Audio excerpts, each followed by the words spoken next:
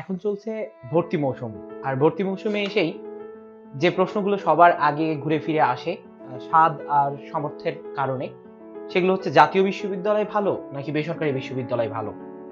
আসলে ভালোর মানদণ্ডগুলো কি, সেই মানদণ্ডের আপেক্ষিক তুলনাগুলো আজকে আমরা আপনাদের সামনে তুলে ধরে যাব। কোনটি ভালো আর কোনটি মন্দ সেটির বিচার একান্ত আপনার, কারণ সেটি আপনার স্বাদ আর সামর্থ্যের বিচারে বিশ্লেষিত হবে। প্রথমেই আসুন আপনার ভর্তির যোগ্যতা নিয়ে। যদি আপনার ভর্তি যোগ্যতা খুব কম করে এসএসসি আর এইচএসসি দুইটি মিলিয়ে জিপিএ 5.00 না হয়, তাহলে ন্যাশনাল ইউনিভার্সিটিতে আপনি আবেদন করতেও পারবেন না। আবার প্রাইভেট ইউনিভার্সিটিতে যদি আপনি 2.00 2.00 দুইটিতে সব মিলিয়ে 4 হয়, তাহলে আপনি আবেদন করার যোগ্যতা রাখেন, আপনি আবেদন করতে পারবেন। আবার এমনও বেসরকারি ইউনিভার্সিটি আছে যেগুলোতে এসএসসিতে গোল্ডেন এ প্লাস এবং এইচএসসিও গোল্ডেন এ প্লাস দুইটি চেয়ে বসে। সেই ধরনের ইউনিভার্সিটিও বাংলাদেশে বিদ্যমান আছে। সুতরাং এই ভর্তি যোগ্যতার বিষয়ে আপনার যোগ্যতাই সবকিছু, আপনি কোনটিতে যাবেন। এরপর আসুন খরচের বিষয়ে। ন্যাশনাল ইউনিভার্সিটির যে সব থেকে ভালো কলেজটি সেটি হচ্ছে রাজশাহী কলেজ। আপনি রাজশাহী কলেজে বা অন্য যে কোনো ভালো কলেজেও যদি পড়াশোনা করেন, 4 বছরে কোনোভাবেই আপনার খরচ 1 লাখ টাকার উপরে যাবে না। কিন্তু নিম্নমানের প্রাইভেট ইউনিভার্সিটিতে পড়লেও আপনার খরচ 4 বছরে খুব কম করে হলেও 4 লাখ টাকা তারা নিবেই, এবং এই খরচ 4 লাখ টাকা থেকে শুরু করে 4 বছরে হতে পারে সেটি 20 লাখ টাকা পর্যন্ত। সেই ধরনের প্রাইভেট ইউনিভার্সিটিও বাংলাদেশে রয়েছে। এবার আসুন বিষয়।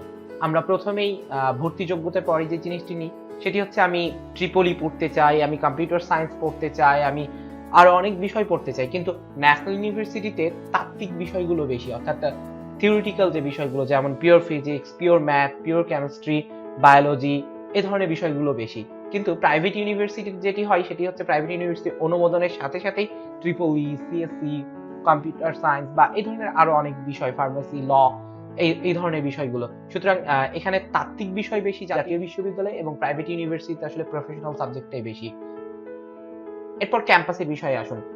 যেহেতু ন্যাশনাল ইউনিভার্সিটি সবগুলো কলেজের মালিকানাই আসলে গভর্নমেন্টের বা আংশিকভাবে গভর্নমেন্টের, এই জায়গাগুলোতে আসলে ক্যাম্পাস মোটামুটি একটা মান, নির্দিষ্ট একটা মান নিয়ন্ত্রণ করে চলে। কিন্তু প্রাইভেট ইউনিভার্সিটি গুলোর ক্ষেত্রে যেহেতু মুক্ত বাজার অর্থনীতি, সুতরাং একটি প্রাইভেট ইউনিভার্সিটি আরেকটি প্রাইভেট ইউনিভার্সিটির সাথে কম্পিট করতে চাই।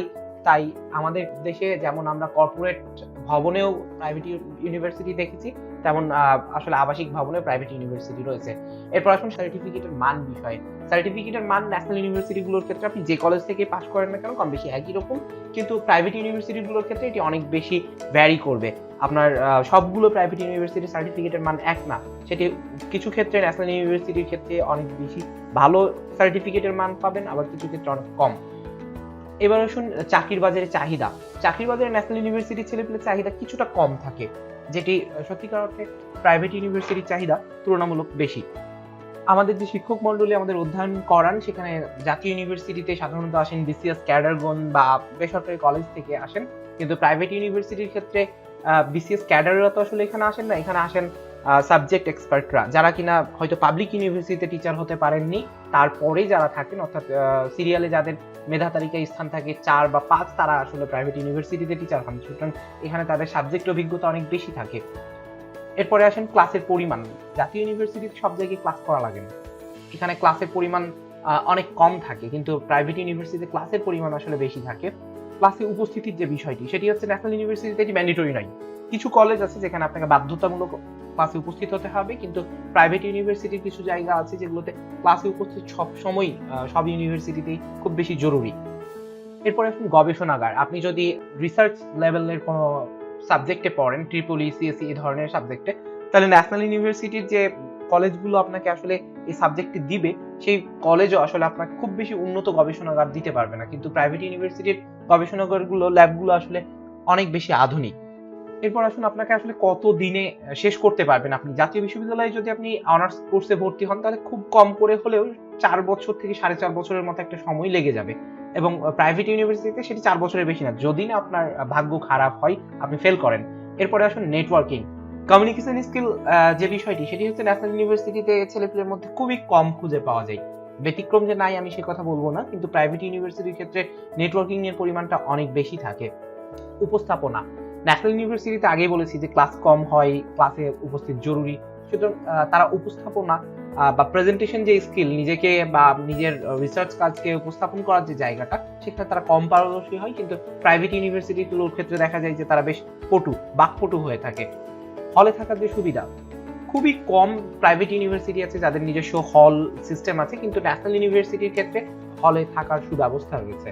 ক্যাম্পাসে রাজনীতি, বেসরকারি ইউনিভার্সিটিগুলোর ক্যাম্পাস সাধারণত রাজনীতি মুক্ত, কিন্তু ন্যাশনাল ইউনিভার্সিটির সবগুলো ক্যাম্পাসেই খুব বেশি প্যাটার্ন ক্লায়েন্ট রিলেশনশিপ রয়েছে, সেখানে রাজনীতি যুক্ত। এরপর আসুন অবসর সময়।